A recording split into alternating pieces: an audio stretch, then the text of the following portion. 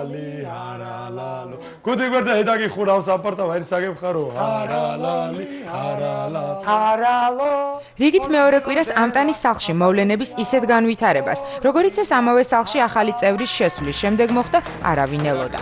ნიკა ნიკოლაძის თამაშიდან გამოთიშვის შემდეგ მაყურებელთა ხმის უმრავლესობით ამტანთა სუპერაზმს ახალი მოთამაშე ირაკლი ცინცაძე შეუერთდა. ახალი წევრის სახლში შესვლამ კი სიტუაცია არამხოლოდ რადიკალურად შეცვალა, არამედ გაამწვავა კიდეც. მეორე კვირასვე მაყურებელი ამტანთა სუპერაზმის აშკარა დაშლის მომსწრე გახდა. მეორე კვირის პირველივე დღეს სერიოზულად დაისაჯა სანდრო ჟღენტი, რომელსაც დანარჩენმა ამტანებმა მხარი დაუჭირეს და ტრადიციულად დანაშაულის საკუთარ თავზე გადანაწილება გადაწყვიტეს, რის გამოც ყველა ის ნივთი დაკარგეს, რომელიც პირველ კვირას ფერად სახლში შევიდა. სანდროს დანაშაული კი იმაში მდგომარეობდა, რომ იგი შთაბეჭდილებების ოთახში იმ დროს შეიჭრა, როდესაც მაია მიხაბერიძე მაყურებელს ესაუბრებოდა. ახალმა მოთამაშე ირაკლი ცინცაძემ სახლში შესვლისთანავე უნდობლობა გამოუცხადა გენერალ სანდრო ჟღენტს და გადაწყვიტა ამტანებთან ერთად ვარჯიშიც არ მიიღო მონაწილეობა. ამავე დღეს ამტანების სახლში წამყვანმა კარტი შეიტანა. როგორც ჩანს, მოთამაშეებში მოხერხებულობამ გაიღვიძა და კარტის თამაშისას საწერი პასტის უხონლობის გამო მათ იოდიც კი გამოიყენეს. გადარჩი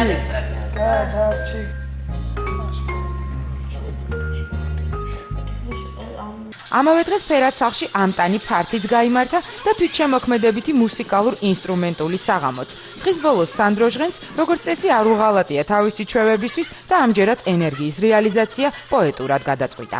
კომბალი მომე თავში მინდა ვირთხა ვაიმე გამოხდა კუთხიდან ვირთხა აი მალე აქ მოდის კატო სადარი კატო მეთკინა მგონი მე ჩემი თავი არა არ მინდა მე თქვენთვის ავი არ მინდა მე თქვენთვის ავი რა არის პროსტა თვითები აიო სანდრო მე აგზანა კომბალი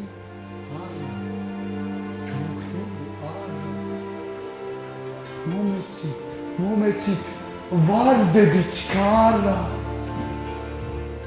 გავიქცეთ ვირბინოთ ხალხში მარდათ გავიქცეთ მარცხნივ გავიქცეთ მარჯვნივ ვაიმე რაქნა რომანის გაჯი ცოტა რიტმში ხალო რაც მოხან ახლა შენ გადადიხარ არა ლექსი არამედ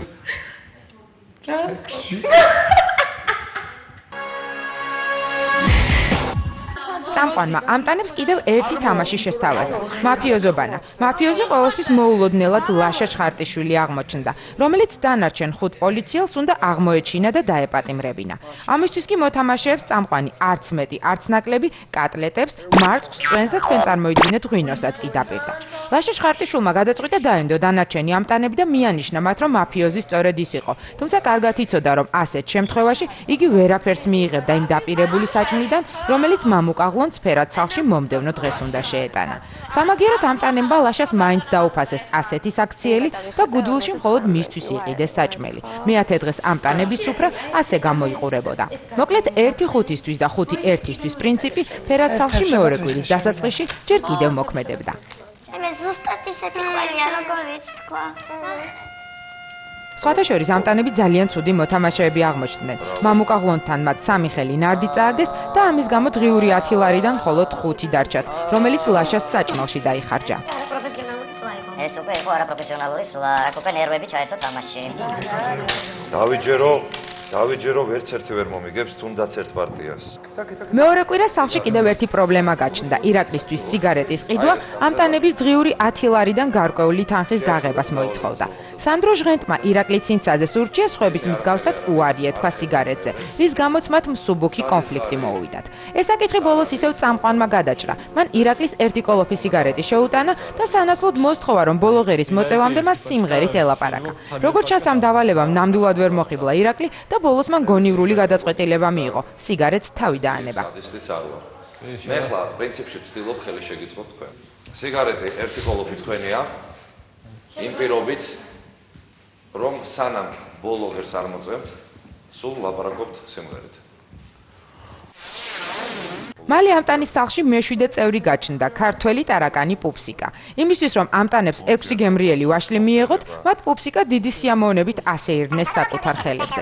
ამის შემდეგ იგი წამყვანმა 2 დღით დატოვა სახლში იმ პირობით, რომ თუ 2 დღის შემდეგ მოთამაშეები მას ცოცხლად ჩააბარებდნენ, საჩუქრად შემწვარ ქათამს მიიღებდნენ. სახლში ყოფნის მეორე დილითვე პუპსიკა დაუკითხავად შეიჭრა გოგონების ოთახში და მათი სიმყუდროვე დაარღვია, რასაც სანდრო ჟღენტის გაბრაზება მოყვა. ამ ყველაფრის მიუხედავად დათმულ დროს ამტანებმა ქართველი ტარაკანი სახლში სამწუხაროდ ვერ იპოვეს, თუმცა მისი პოვნა დიდად პრინციპში არც უცდიათ.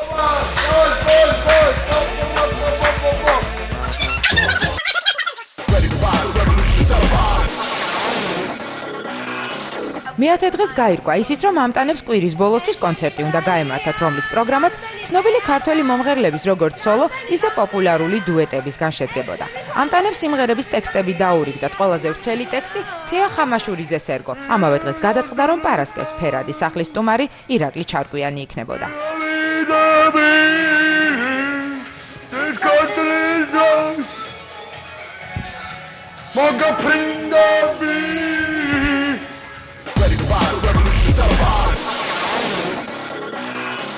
მალე ამტანებმა ვარჯიშსაც მოუკლეს, რაც გუნდში არაერთსულოვნებით იყო გამოწვეული. ირაკლი ცინცაძის სახლში შესვლის დღიდან რადიკალურად შეცვლილ სიტუაციას ისიც დაემატა, რომ ამტანები 2 გუნდად დაიყვნენ. ყველაზე თვალშისაცემი თეა ხამაშურიძის, ლაშა ჩხარტიშვილისა და ირაკლი ცინცაძის ტრიო აღმოჩნდა, რომლებიც პერიოდულად იკრიბებოდნენ მწვანე ოთახში და დანარჩენ 3 მოთამაშეზე საკუთარ ხშირად ნაკლებად კორექტულ აზრებსაც კი გამოთქვამდნენ. ამავე კვირას ისიც მნიშვნელოვანი აღმოჩნდა, რომ თამაში 3 გოგოდან ერთ-ერთს უნდა დაეტოვებინა, რამაც განსაზღვრა კიდევაც ამტანთა ერთდროს სუპერაზმად წოდებული 6-ეულის მოსალოდნელი დაშლა. ფარსი ეს ყველაფერი. მომისმინეთ რომ ეხლა რო ჩემმა შეყვარებულა თქვა მე არ ვყავს ხო? როგორც ჩანს, ბოლო დღეებში მიღებულმა კარგმა რაციონმა ამტანები ცოტა გააზარმაცა. თუმცა ისიც აშკარაა, რომ მათ განწყობაზე გუნდში გაჩენილმა განხეთქილებამაც დიდად იმოქმედა, რის გამოც მოთამაშეებმა მე-11 დღის უმეტესი ნაწილი ძილში გაატარეს. იმისთვის, რომ ამტანები მოქმედებაში მოეყვანა, წამყვანმა მათ ლობიოს მოსავალი ააღებინა. თელ სახლში გაფანტულ ლობიოს ამტანები სრულ სიბნელეში აგროვებდნენ. სამწუხაროდ მოსავალი მათ არ დარჩათ, რადგან მამუკა ღლონტმა ოთახში დარჩენილი 3 მარცვალი მაინც აღმოაჩინა.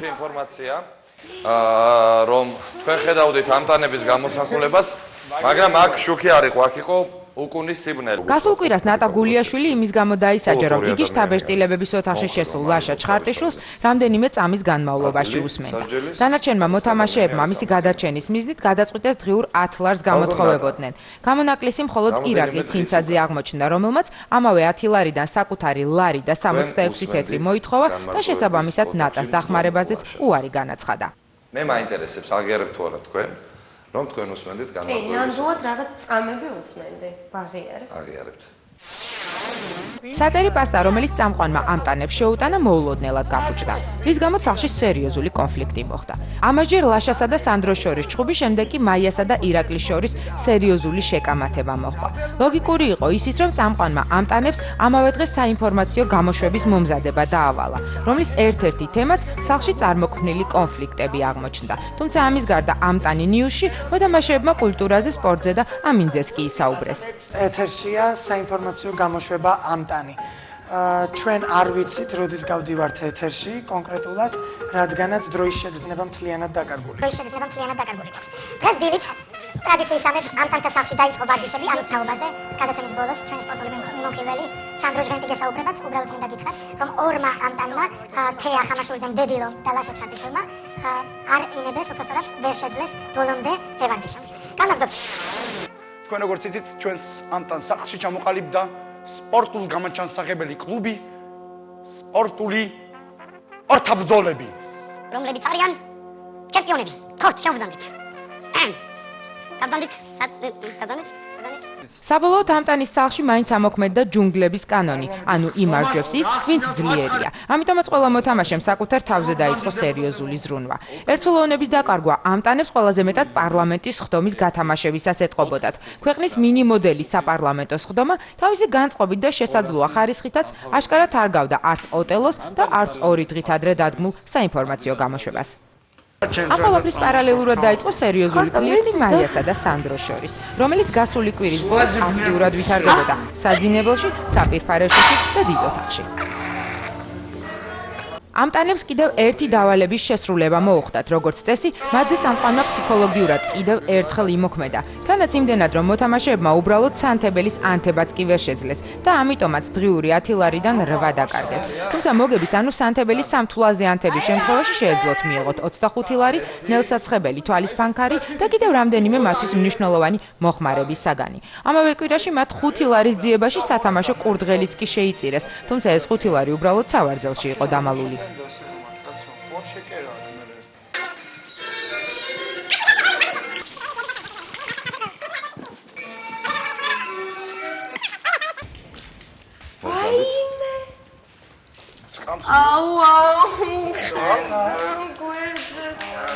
მიუხედავად ყველაფრისა, მე გაძლევთ უფლებას, თუ ბატონი ირაკლი ისურვებს, გაგენაწილოთ ტრაპეზა. პარასკევს დაგეგმილი კონცერტისთვის რეპეტიციების სახლში ჩხუბისა და სერიოზული კონფლიქტის ფონზე მიმდინარეობდა. მე-12 დღეს ამტანებს რეპეტიციის გავლა სიბნელეშიც კი მოუხდათ, რის გამოც მათ სერიოზული განცხადებები გააკეთეს და მიტინგიც კი მოაწყვეს. ხმამაღალი გამოსვლებით და არც მეტი, არც ნაკლები მუხარებითაც კი. ამის შემდეგ სახლში ელექტროენერგია დაბრუნდა.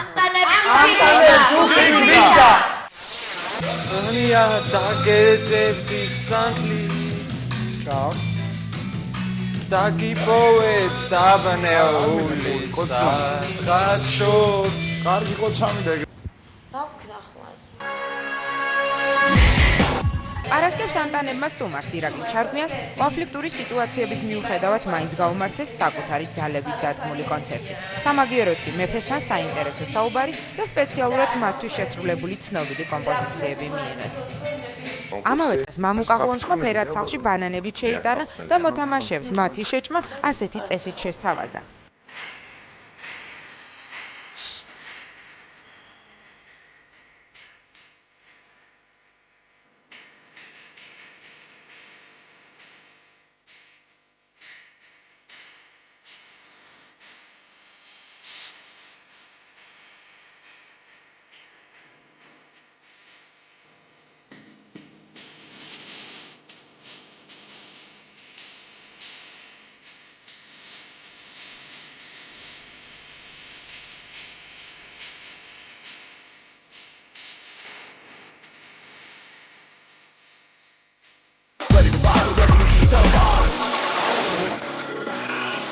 კვირის ბოლოს ყველა მოთამაშეს კარგად ახსოვდა, რომ შაბათს ფერადი სახლის 3-დან ერთ-ერთ გოგონას უნდა დაეტოვებინა. საინტერესო აღმოჩნდა ისიც, რომ მათგან არც ერთმა არ იცოდა ვის ჰქონდა იმუნიტეტი. ვიდრე გაგდების არც თუ ადვილად დასატანი და მით უმეტეს გადასატანი ცერემონიალი დაიწყებოდა, ფერად სახლში კიდევ ერთი, ამჯერად ერთ-ერთი ყველაზე სერიოზული კონფლიქტი მოხდა სანდროსა და ირაკლის შორის. ირაკლი ცინცაძე, რომელიც მაყურებლის აზრით ამტანებს შორის ყველაზე მეტად არის მიდრეკილი კონფლიქტური სიტუაციებისკენ, კიდევ ერთხელ გახდა ჩხუბის მთავარი გმირი. ამასთან იგი მხოლოდ სანდროსთან ხმამაღალ კამათს არ დასჯერდა და საკმაოდ არაკორექტული სიტყვებით ნატასაც გაუმასპინძლდა. ნუ იცით ხალხო ეგრე რა. კაი გოგო რა. ვიღაცა რაღაცა დაუჭირონ რა ისეთი რა. გააკეთებ ხუთს. მოგვით იმენა დაგიჭირე. მოდი.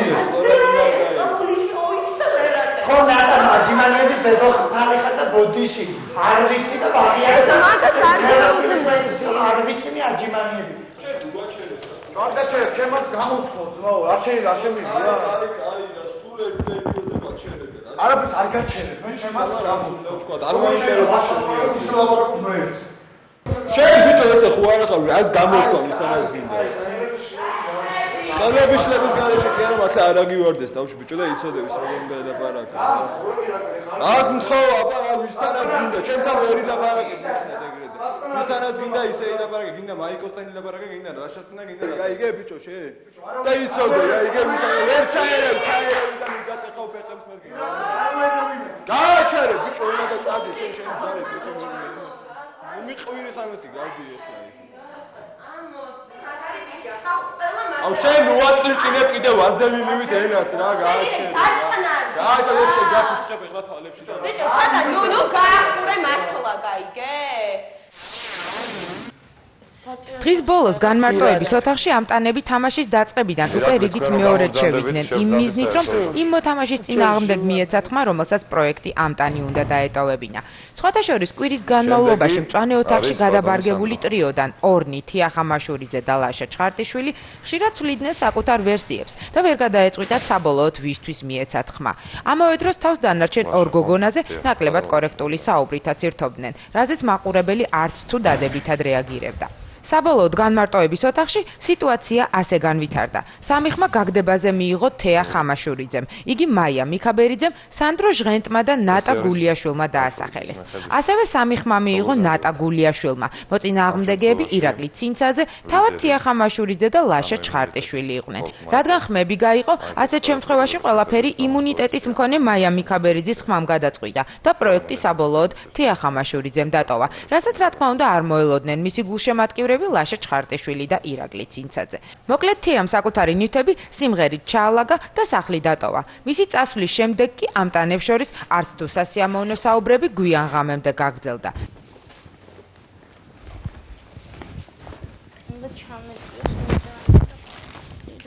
ნიკასის დიდი პარკი რო გავატანა, აი ეს უნდა ჩავტვირთ. ჰა? ეს უნდა ჩავტვირთ.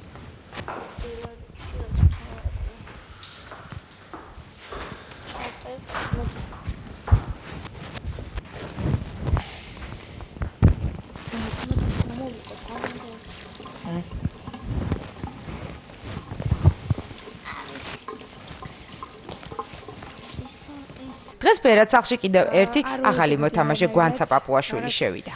ბოლო წუთში მეგონა რომ არ შევიდოდი, მაგრამ ოდესაც დავირეკეს, აი ძალიან გამიხარდა და თელი მელიქიშვილიც ამათი დაინგრა. სიხარულისგან. მე ვეცდები ყველანაირად რომ გუნდი შევკრა, ერთად იყვნენ ბავშვები და ვიცხოვრთ ხალისინად კარგად და მეგობრულად, რაც თავარია, მეგობრობა არის პირველ რიგში. ირაკლი ჩემი მეგობარია, ლაშა თეატრალურიდან ვიცნობ, მაიკო ჩემი სკოლელი იყო, თეატრ თეატრალურში სწავლობს და ალბათ უფრო ევიტო და თან რაღაც ხიარული ვარ და რა ვიცი, ალბათ ახალ სიტყვა შევიტან ამდენში.